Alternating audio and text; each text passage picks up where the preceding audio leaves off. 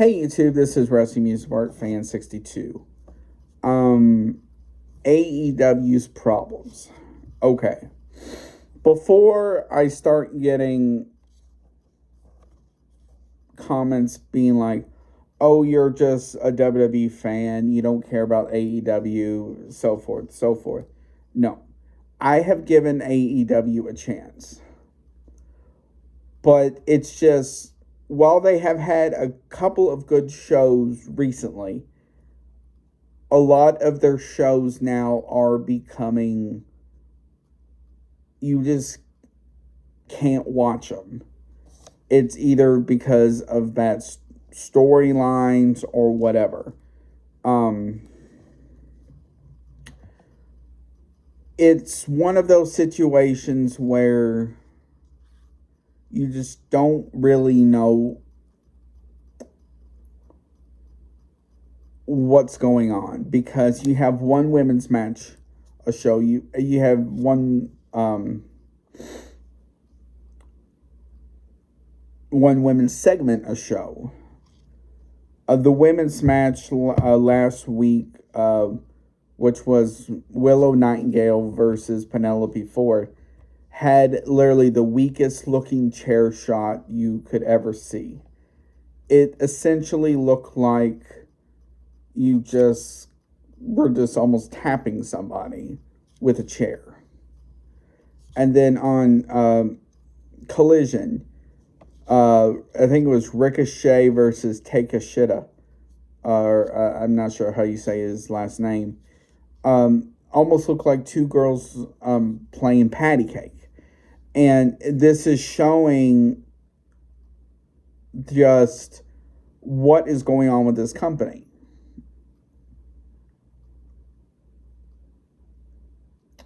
They have the power to have more than one women's feud at a time. They're just choosing not to. Now let's go over the champions. So you have Mercedes Moné versus, along with Toni Storm. The problem with Mercedes is this.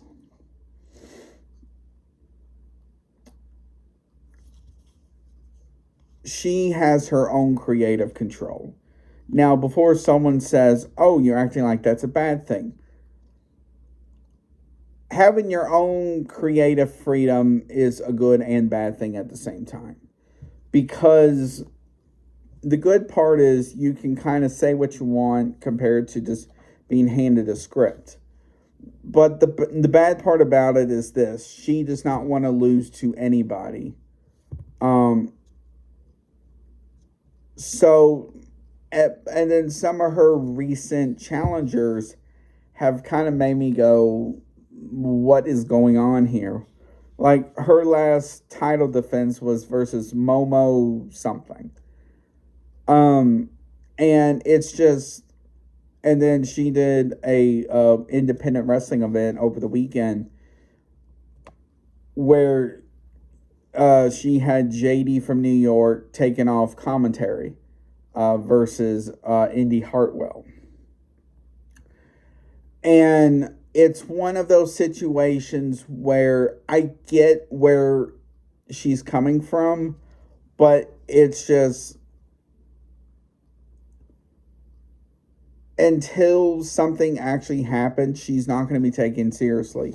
When she comes out, half of the time, it sounds like she's coming out to crickets. So the only thing you hear is her own theme song, and that's just of her rapping.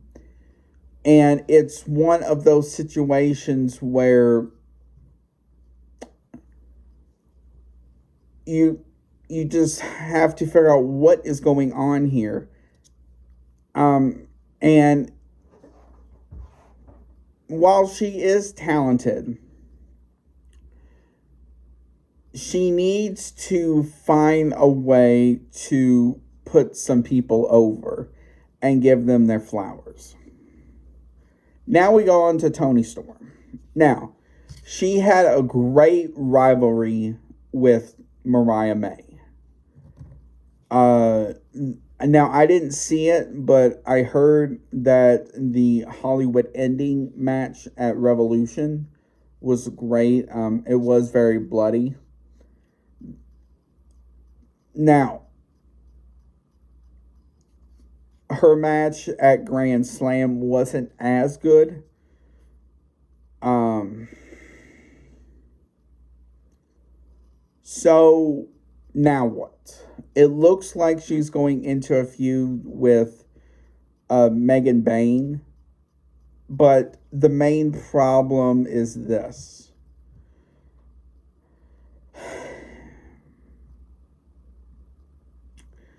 Megan Bayne, while she is a talented individual, her main problem is the fact she doesn't say anything.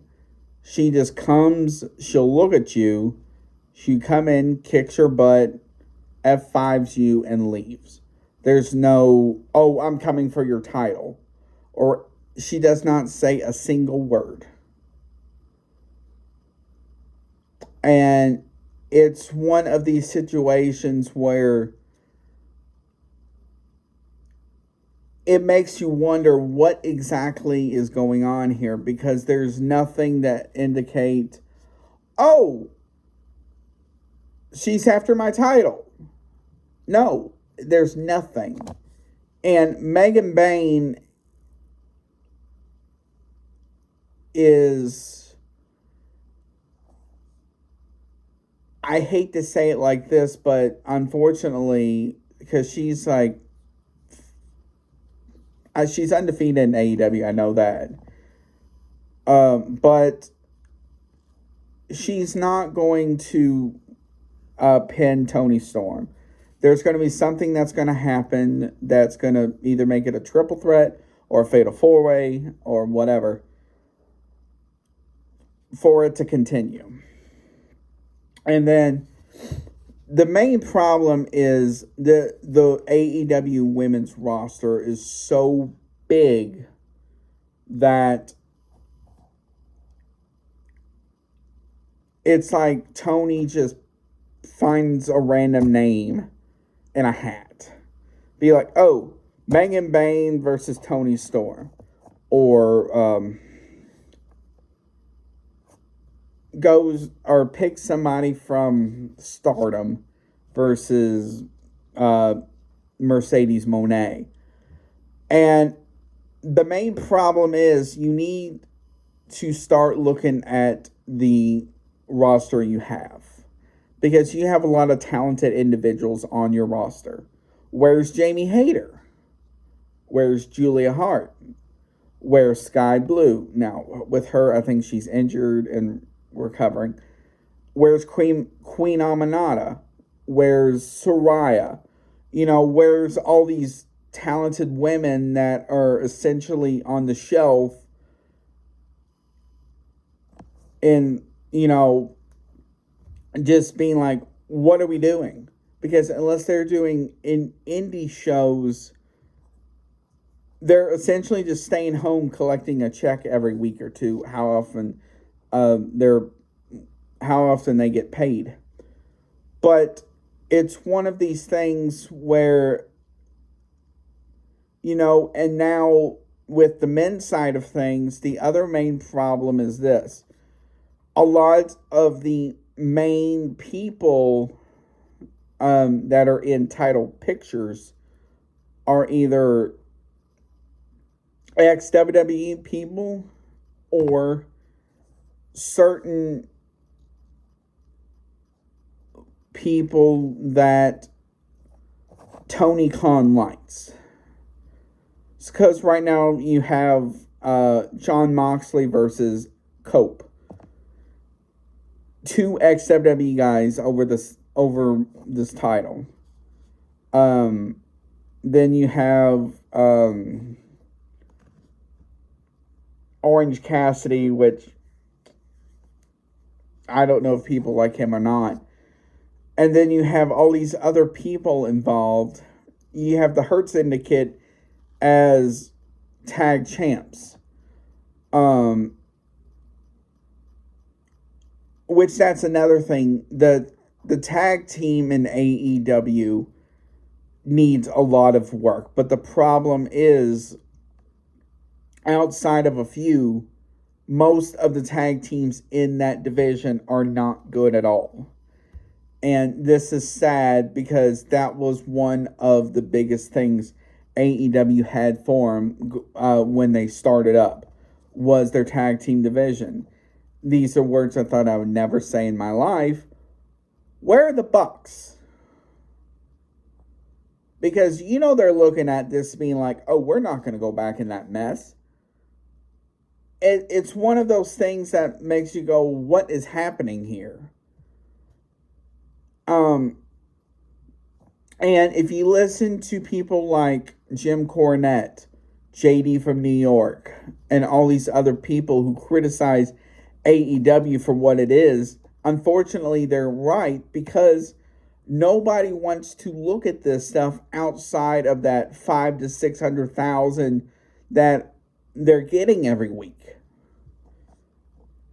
When you're getting beat by your competition's developmental, by not just a couple thousand here, a couple thousand there, you're talking about over 90,000 to almost 250,000. That is a problem, especially if it's week after week after week after week. You're going to be like, oh, they're on 2 different dates. True, but the problem is this. Still, a developmental show is beating your competition's A show.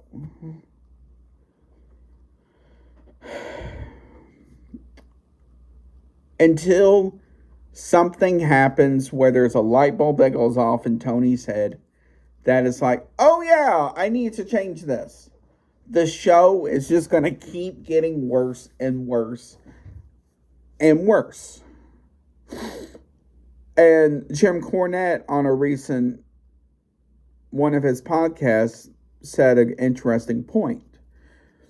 And that is, when is it enough for Warner Brothers Discovery to pull the plug? Because if you're getting, let's say, 100,000 viewers on average, by, let's say, the fall, that is not good for business, because they're spending more on talent and road travel and all this other stuff than they probably are making. Not to mention this, AEW went from selling out basketball arenas. You're talking about pro or college basketball arenas, to going to these small theaters like the one in Cincinnati. NXT was in recently, or something like that. That is another kick in the butt, being like, what is going on here? There needs to be a cutoff point on this and be like, okay, we have to redo this, or something is going to happen that is not going to be good. And unfortunately, until something like that happens, all I can say is it's just going to keep getting worse and worse and worse. I want to hear from you. Have you looked at AEW recently? Have you looked at a pay-per-view or Dynamite or Collision? If so, what do you think?